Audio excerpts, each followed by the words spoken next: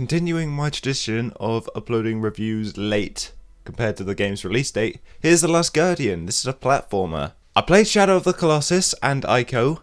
Don't recall particularly enjoying Ico that much. Shadow of the Colossus, however, I thought was brilliant. All around, I really thought it was an absolute blast. A little disclaimer though, I do not like platformers, 2D or 3D. I know as a gamer that's a bit of a sin, since that's technically the origin of gaming, but sadly I don't. I end up finding it boring and I get very angry when it starts to get challenging.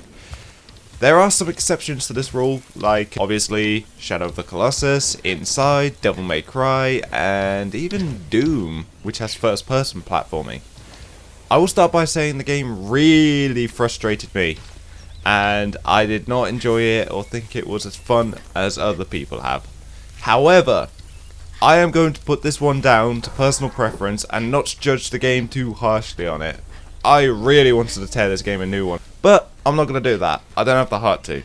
If you're wondering why I played this game as someone who hates platformers, well, A, I got it as a birthday present, and B, I did enjoy Shadow of the Colossus, so I like the developers. With that in mind, let's begin the review. This game is basically a platformer and an escort quest, a bit like how Ico you're escorting the girl, and Shadow of the Colossus you're fighting beasts. This time you escort a giant beast, which is a hybrid of a bird and a cat with the personality and behaviour of a fairly decently trained dog. It's called Trico, and you have to look after Trico and escort it through giant areas to figure out what is going on, and it has to carry you to areas, etc. If you're a pet lover and have a dog and or a cat, you will like Trico because it acts like a very slow and clumsy dog, like I said. If you have the mindset that you are looking after a pet and not an annoying NPC in an escort quest kind of game, you will like the game a lot more, because Trico appears to be extremely intelligent and it has an advanced AI system, which I would imagine would require quite a lot of coding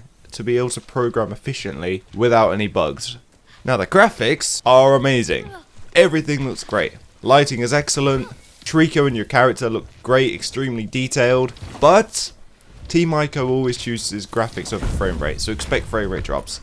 It's not Shadow of the Colossus levels are bad, which I believe ran at about 15 FPS on the PS2, but do expect drops.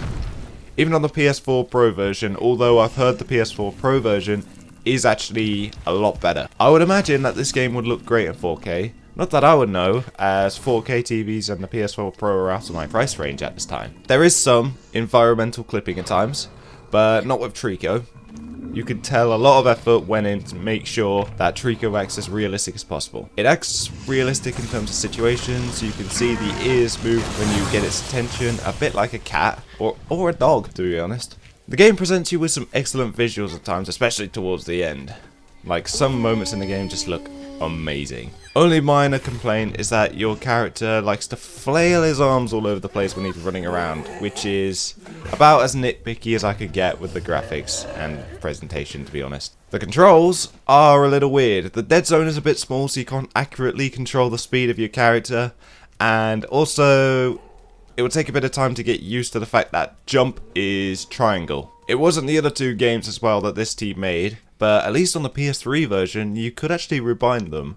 You could not do that here though, unfortunately, but once you get used to them, you're fine. So the basic mechanics, you'll be running, looking after Trico by using him to climb on platforms, feeding him barrels. Yes, barrels. And basically you're navigating the area and you are figuring out what is going on. The story is one of those use your imagination kind of stories, which is actually rather dark once you get what is going on.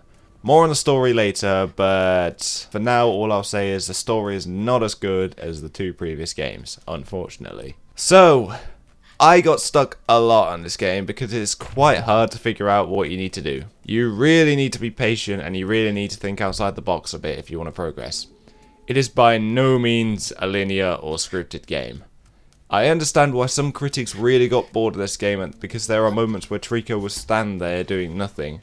But you basically have to explain every little detail that you have to do, and once again, treat it like it's a fairly clumsy dog. It's not poor coding. Trico is programmed to act appropriate to what some pets would do, which I would imagine is the reason the game took so long to make, as I would imagine that would require a lot of coding, like I said earlier.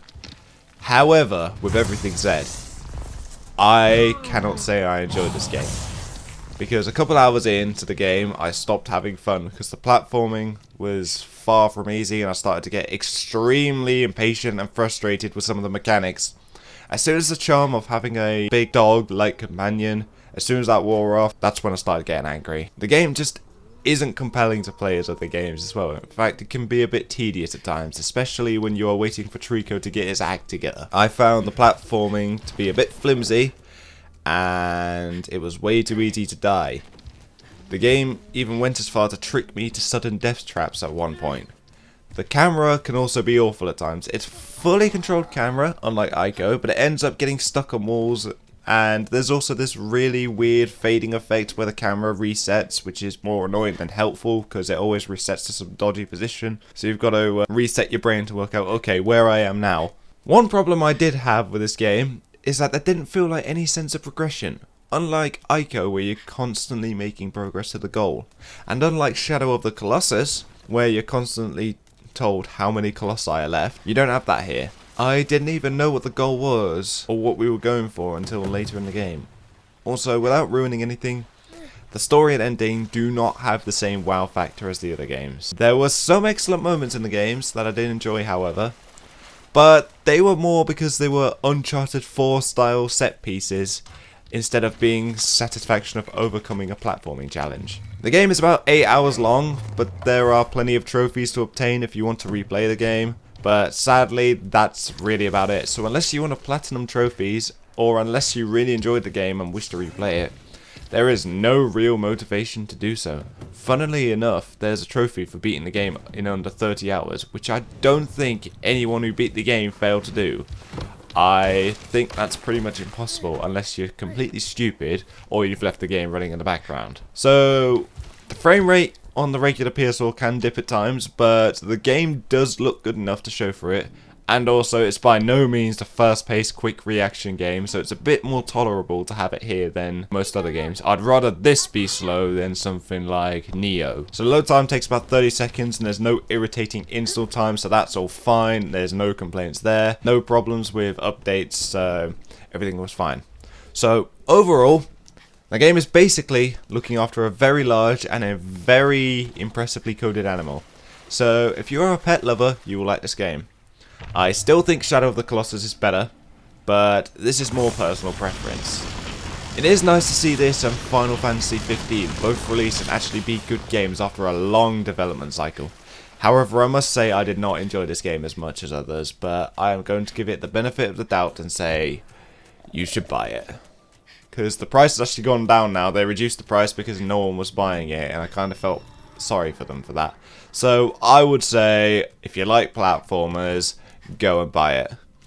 I ended up getting extremely angry with the game and I had to force myself to keep playing, but I still managed to beat it, but I cannot say I ever want to play this again. Take this review with a pinch of salt regarding your purchase of The Last Guardian, which is why I tried to keep this review somewhat brief. So overall, I did not enjoy this game as much as I felt I could, and I honestly got very frustrated with it, but I still recommend it because I believe that would most likely be personal preference and not because the game is terrible.